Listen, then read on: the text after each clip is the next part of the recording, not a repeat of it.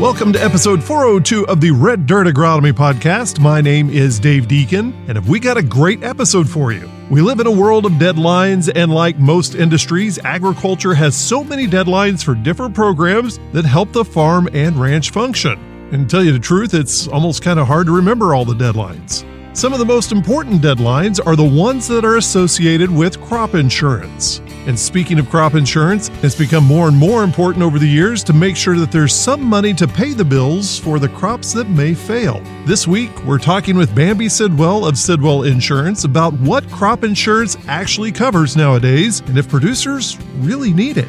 Just a reminder, you will be able to find all of the information that we talked about on this episode and past episodes on our website, reddirtagronomy.com. As always, we start with a quick trip around the table for an introduction to the dream team of dirt and everything that grows from it.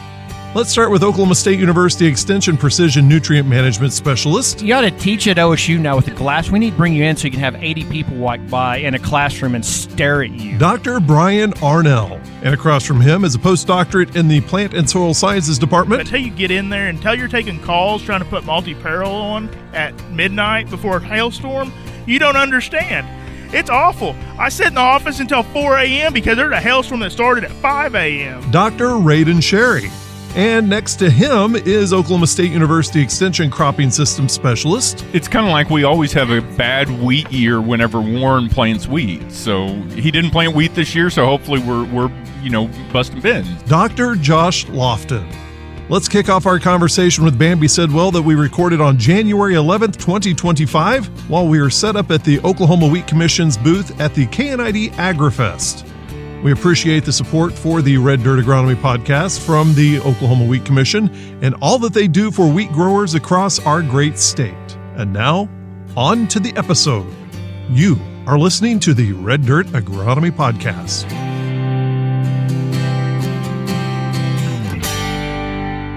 We're at the KNID AgriFest again with the Oklahoma Wheat Commission. They were nice enough to let us have a booth next to them and enjoy the cinnamon rolls and, of course, the bread that goes along with it. And we have a distinguished guest here. Brian, go ahead and introduce her. Well, happy to bring on Bambi Sidwell with Sidwell Insurance, among many other things. And kind of like what we've talked on before is that I've known Bambi since she was an undergrad working with Bill Ron, I think, back and forth. And then, of course, we've talked, both Josh and I had opportunity to work with her dad, or not really for. We were instructed to do things by her dad. That's it. We were paid by elsewhere, but we were instructed. Yeah.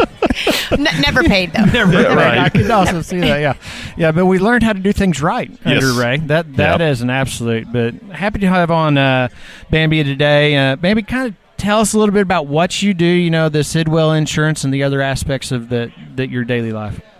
Well, born and raised in Northwest Oklahoma, Goldtree, Oklahoma, to be exact, on a wheat and cattle farm mainly. And my mom ran an insurance company starting in 1980, and about 15 years ago I came back and joined full time, and we now have offices in Goldtree and Piedmont, Oklahoma. Oh wow.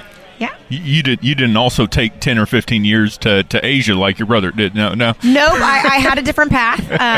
I went out west and worked for Boeing, actually. Oh wow. And then got in the insurance industry out there. Worked for GE Financial and then Sun Life Financial before coming back to Oklahoma in 2009. Wow, I can't even believe it's been that long. Yeah. So,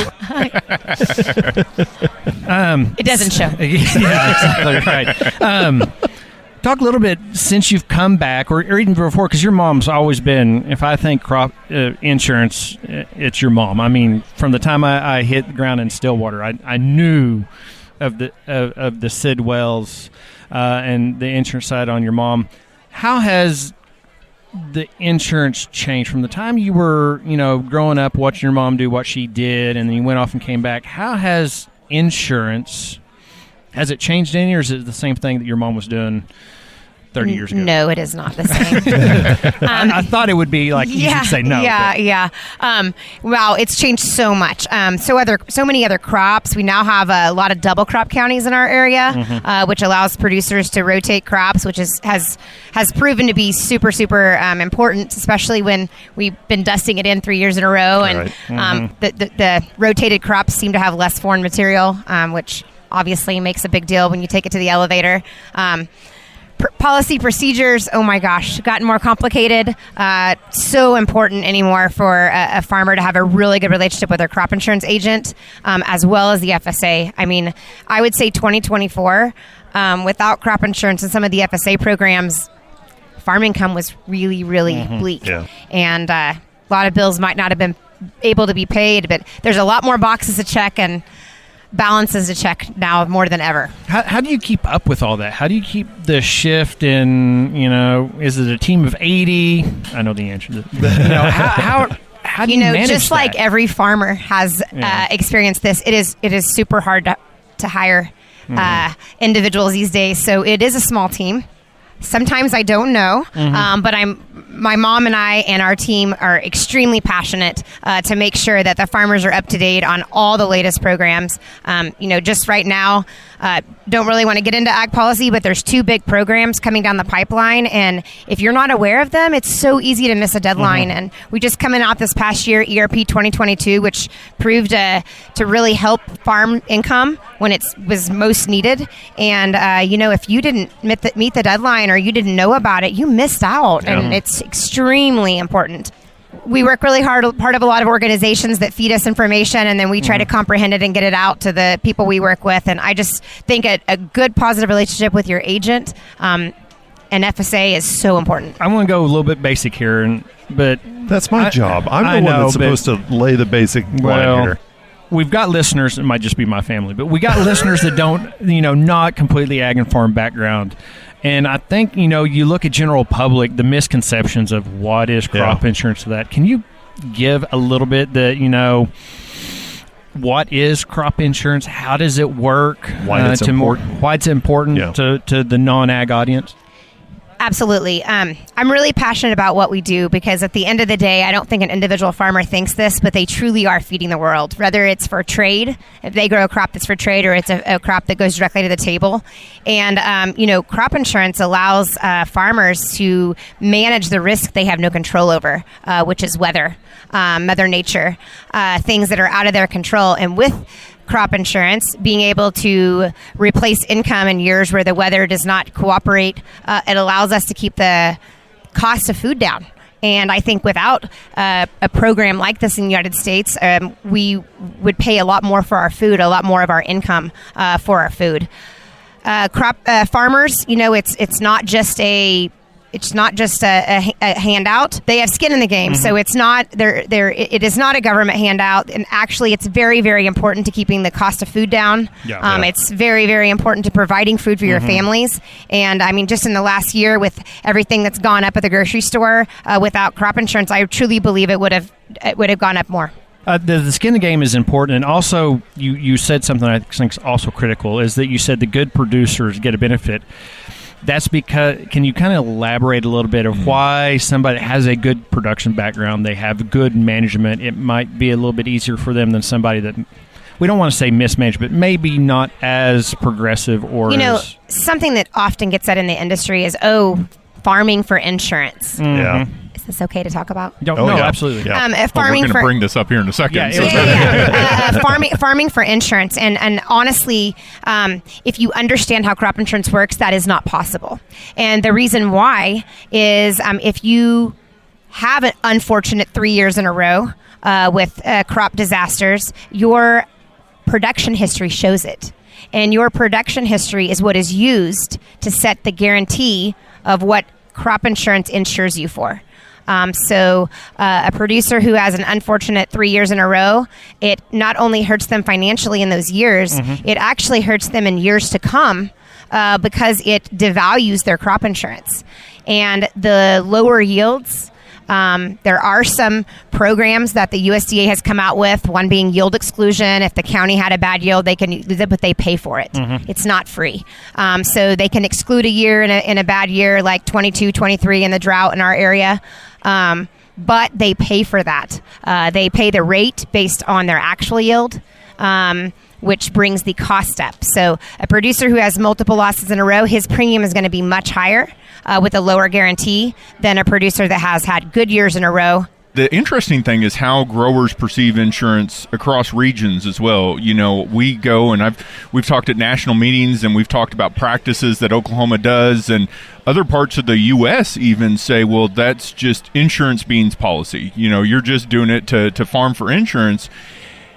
And I always tell them, no, like Oklahoma insurance is almost the lifeblood of our growers because our margins are so razor thin sometimes that insurance is the only safety net we have. We're not Virginia farmers to have maybe these big rainfalls that we can always depend on. So, you know, we are dependent on that safety net being there to be able to do risks that maybe allow them to actually be productive, you know, in any point in time. So it's interesting that we perceive insurance and practices that we do very differently in different parts of the United States as well. And something that's also important to note is these farmers who are purchasing the insurance, they're not getting 100% of their money. Yeah. They're getting 70% is probably the most common level in Oklahoma. Now you go up to the northern states, they can afford 85.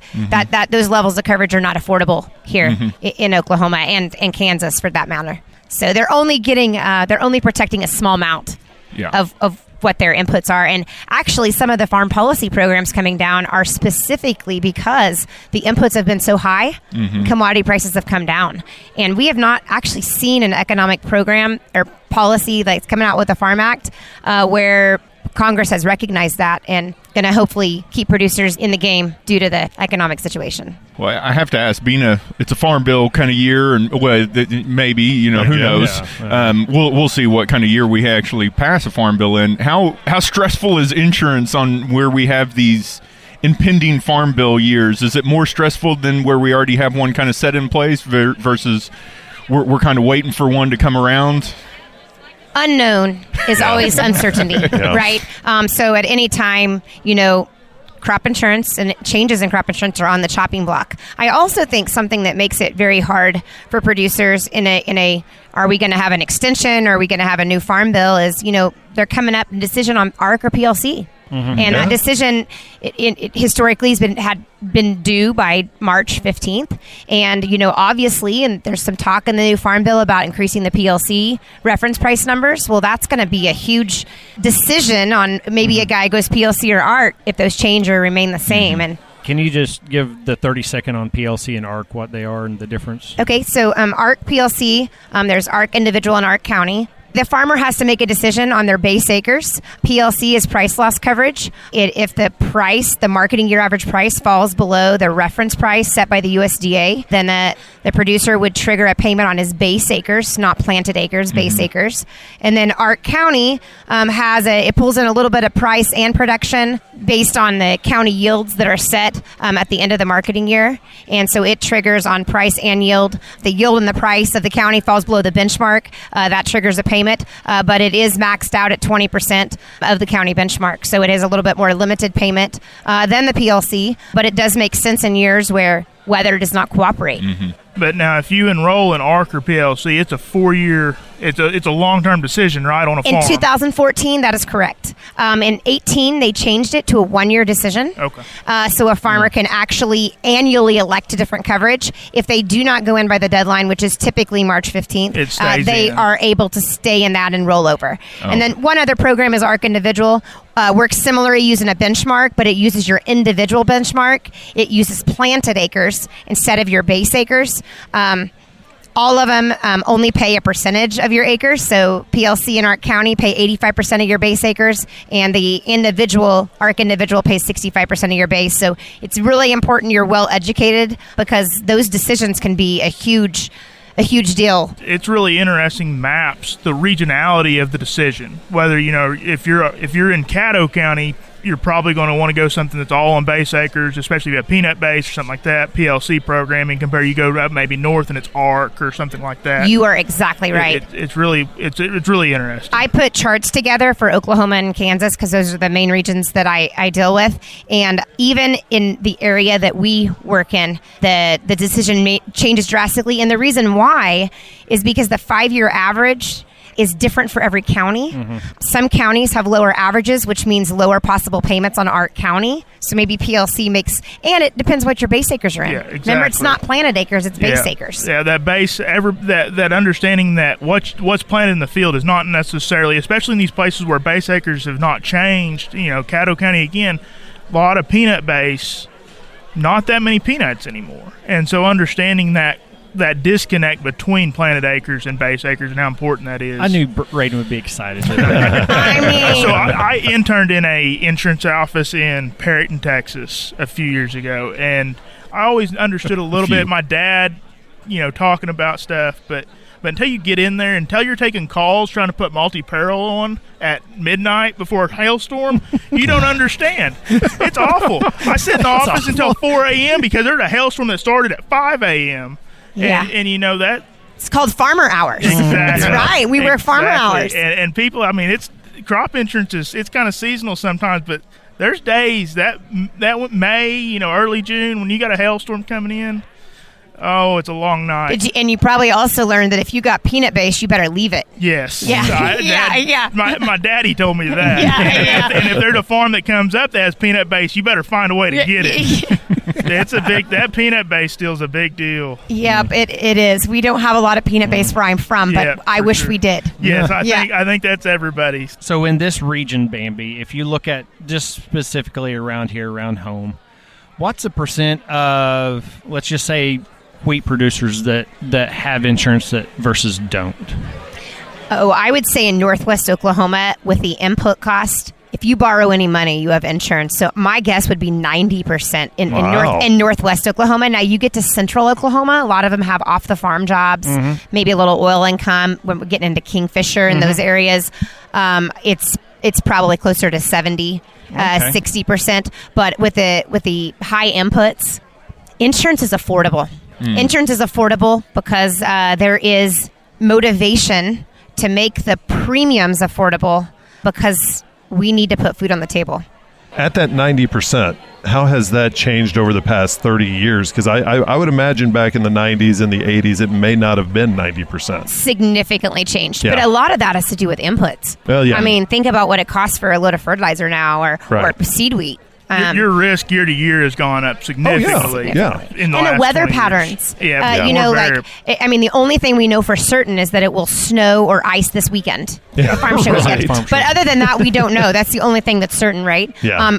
Rain. It used to always rain in March, right? Or May, April. Yeah.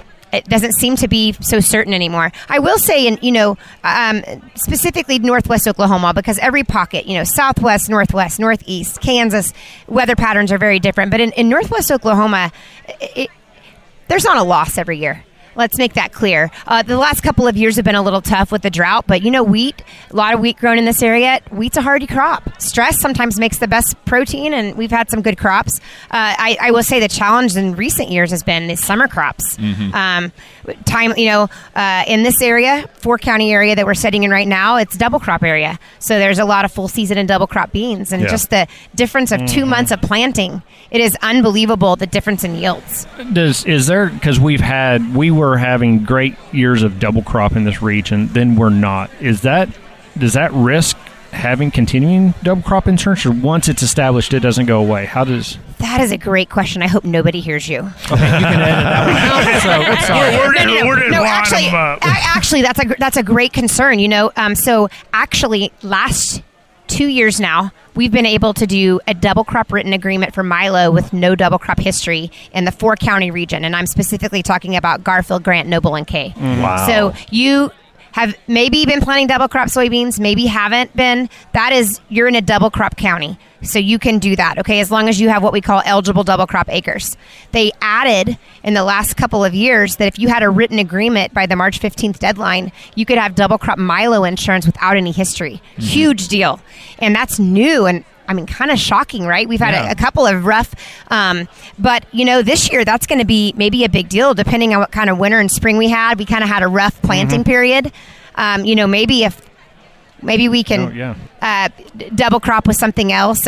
Obviously, this is all based on double crop eligibility, which is another hurdle you have to accomplish to have both those insurances. But you're correct. But the 5 years prior, the double crop did awesome. So, I think it's a cyclical thing, and I think we see it in every industry, certainly in agriculture. So basically, I need to stop doing double crop research because it was so good. So I started doing research and now it's bad. So I need to get out so we can improve our It's yields. kind of like we always have That's a bad why. wheat Yes, year it's me. whenever Blame Warren Brian. plants wheat. Yeah. So he didn't plant wheat this year. So hopefully we're busting bins. So I guess here's another. We just talked to Brady, a little bit about specialty crops and specialty marketing. How much written agreements do you do working with some of these maybe premium directed products or things like that? Is there a lot of and even like double crop outside of maybe a double crop county? Great question. There are a lot of double crop or a lot of written agreements. Yeah. So camelina, Yeah. for example, is a written agreement. Canola in some areas is a written agreement. We do a lot of double crop in non-double crop counties. You do have to have 2 to 3 years of history based on the county and the crop. It's different for every one of them. The ones we can do double crop written agreements on are soybean and milo. Corn, they don't have that available because they have an early plant period is why. Although there are a lot of double crop corn acres down in the southern Oklahoma. We've started doing double crop corn work. Really, you started what, 2 years ago, 3 years ago? 5 years ago. when are you planting it? What plant time period? July. July, yeah. Way past insurance deadline, Yeah. I'm sure, for any corn. Yeah, even on irrigated, we can do irrigated double crop in a lot of counties, but even corn, it has to be planted in most counties in Oklahoma by 4:30. So how's it turned out? Oh, it depends on the year, but if we have good double crop beans, we almost always have good double crop corn. That's if you have a really really closed fall, it doesn't work, but neither does the beans and neither does milo. So it does well. The area that has big areas are more June planted under irrigation, a little more secure than dry land July planted up in the northwest areas. So it's a good system. It's a risky system. So to get insurance would be big, but it would also be a big undertaking for RMA and individual companies. Big premiums. Yeah. So I don't think it draws enough. You're right, probably big premiums, and I don't think it draws enough yield to probably capture those big premiums. 100 bushel double crop corn, you don't really want to spend that. Yeah. What money you got on the inputs premium. are high too, so you have to have significant insurance to make it even pencil out. Right. But quite a few double crops to answer your question, especially as people are trying to find something to rotate outside of planting, double stop or a wheat bit. And I guess on this kind of path, how much is the feds looking at? In Oklahoma, we have a lot of flexibility. We talk about this a lot in the office. We can do a lot more than even we try to do sometimes now with our season. We have a long summer. We have winter crops that fit really well. How much do the feds look at what's kind of up and coming, what's camelinas, things that are coming in new, and think about how those are they going to develop programming? Are they going to develop, subsidized insurance programming for that? How much do you know? Before I came back, it seems like the crops we grew and the crops we insured from when I was here and when I left and came back hadn't really changed that much. But I will say this past year, we have had several RMA meetings where they've come to the field to look at camelina, and the fact that this crop is only a year, maybe 2 old, and that we already have an insurance program. Is it perfect? No. But a year ago, we couldn't insure the crop because the planting dates were kind of messed up, and this year they fixed that. I think they are being very proactive. Obviously, they're being cautious to make sure that we're not doing the wrong things and growing it in the wrong areas and making it a farming for insurance type crop. But I have been very, very surprised. They have picked up our phone calls and actually had a team of people in Enid this past year in the field, and now we have a written agreement that it is applicable to camelina. Yeah, I mean, I think when you talk to growers, I remember sitting in the office and talking to growers out in Perryton, and they're always thinking, no one at RMA is coming out here and looking at what we do. They don't understand.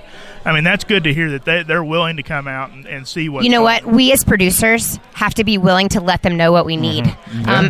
Example, the rye program. I know it's in pockets, okay, but it didn't really have a good insurance product, and it now has a revenue product as of 2 years ago, and that is because producers were picking up the phone, and I will say, or sending an email. I'm happy to look it up and give you the email where to send it to, but if they don't know we need it, they don't know. For example, cotton has become, it seems to have become more popular. Well, dollar cotton does that, right? And there's a lot of areas that are written agreement only. And the farmers are like, well, I didn't know that. Why is it like that? Well, it's like that because they've never had cotton in Kingfisher County. And so you can still grow it there. You just have to have some spring crop history, but you have to do a written agreement. And the reason why is because no one's asked. And what I find is if you ask and there's history, they work really hard in that office to try to put it in place. Double crop insurance, for example. It's I'd have to look exactly. It's been in effect 8 years in the Fort County here. We did enough written agreements that they were tired of checking them, right? So now we have a double crop program. I think if you ask, they will research it. If it makes sense, they'll try to put something. Fantastic. More so now than ever. Yeah. Well, I mean, it's like I said, it's just things are changing. And policy has to change too. And just from a outsider, what do you mean by written agreement? What does that mean for producers? Every crop has different written agreement requirements. But let's say you want to do double crop soybeans in Alfalfa County. Right. That's one county outside of the double crop eligibility. Yeah. So for double crop soybeans in Alfalfa County, you have to have 2 years of double crop history. Right. And then your agent can help you put together maps. We have to do soil maps, and then we have to put together an agreement of what we will be doing to the land, how we will prepare the crop, and how we will take care of the crop, where we will take it to market. And then we send that up to the RMA, and based on your yield history and the agreement that's sent in and the order it's received, it will be approved or denied. Yeah. And then the producer has an opportunity to also approve or deny what they were given. Right. They might not be given the yield they want, so a producer might deny it or accept it. So really it's just a written plan of the intention of the crop. Yes, and your agent helps walk through that. The big deal is the deadline. Yeah. They all have deadlines, and the deadlines are before you plant it. Right. So you kind of have to be proactively thinking in the future, and I think that's the biggest challenge right now. We're looking at our wheat crop. We don't know what it's going to do, but really if we might plant double crop milo, we need to start thinking, because those written agreements are due March 15th, which is 2 months away? Yeah. And a lot of times on March 15th, we don't know what we're doing, but if you don't plan it, it's okay. Right. If you don't apply for it by the deadline, and so the deadlines are always the hardest thing. I imagine your calendar is amazing with all of the deadlines that are lined up there. You have, sorghum here, you have this here, you have this here. I can only imagine. My poor husband. Yeah. When he doesn't put something on my calendar and I don't show up, he's very upset. And Dave, just think about that. That's just the crop side. Oh, yeah. Now throw in some livestock insurance, some grazing insurance, and things like that. Yeah, that's going to be the big decision this year. If the crop comes out good, do we keep the cattle that are worth $270, or do we harvest the $5 wheat? I don't know. Yeah. Where's the price going to go? Yeah. And where's it going to be in June? And when we're going to hit the top of cattle? You know what I mean? Oh, yeah. So right now, I mean, obviously we're seeing record numbers, which is great, and the numbers tell us it's going to keep going. Where's that cap in demand? Yeah, you know what? If you own livestock now, and especially if you purchased livestock, very, very should be looking at putting in a put or LRP. Yeah. If you don't know about those products, we're happy to help you. There's lots of options out there, but honestly, I know the fundamentals say that it should keep going forward, but we all remember October of 2023, right? We're closer to $2.03, or it's easier to get to $2.03, right? I got one question. This is more on the business side. So do y'all do total risk management, futures markets, everything? So in Sidwell Insurance Office, we do all the RMA type products. So multi-peril, crop hail, crop fire. So true insurance product. And LRP. And then futures and options are Sidwell Strategies with my brother Brady Sidwell. Okay. That's what I thought. But I just was curious because as soon as you said put, I'm like, yeah. Here we You know, go. We can just roll another one. Here. Yeah. In this world, I have learned that you cannot be a jack of all trades because there is too much to know. Yeah. Well, Bambi, thank you so much for going on with us and educating us on crop insurance and why it is important to folks across the state of Oklahoma. Thank you for listening in on this conversation of the Red Dirt Agronomy Podcast. And if you'd like to join the next discussion, leave us a message on our website, reddirtagronomy.com, or send us a tweet. Our handle is reddirtag. We would like to thank Bambi Sidwell of Sidwell Insurance for joining us on the podcast today. And again, if you get a chance, visit our website, reddirtagronomy.com, to find out more information about our guests and any of the resources we discussed on the podcast today or previous episodes. For Dr. Josh Lofton, Dr. Brian Annell, and Dr. Radon Charity, I'm Dave Deacon, and we all want to thank you for listening. The proceeding is a copyrighted recording of Agnow Media, LLC 2025. And yes, all rights are reserved.